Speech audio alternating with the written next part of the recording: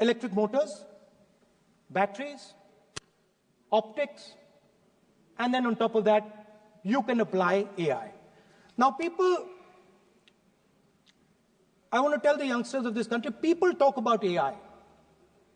But it's important to understand that AI on its own is absolutely meaningless. Because AI operates on top of data. Without data, AI means nothing. And if we look at data today, there is one thing which is very clear.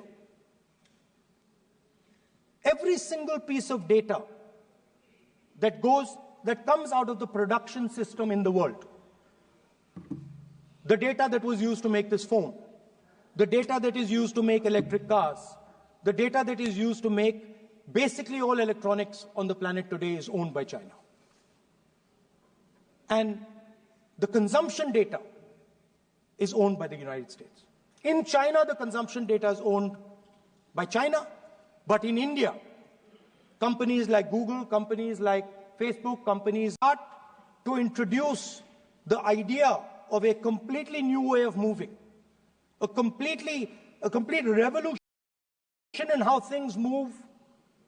We would start teaching our children in schools about batteries, about electric motors, about how these things combine, about how drones, robots, electric cars are structured, how they will work together.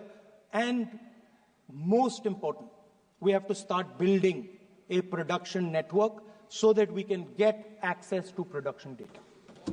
Now, what would we focus on? We would not give you a laundry list. China has at least a 10-year lead on India in this space. China has been working on batteries, robots, motors, optics for the last 10 years, and we are behind. So what would our president's address say to the youngsters? We will choose critical areas in each one of these technologies, and we will start to build capabilities in those areas.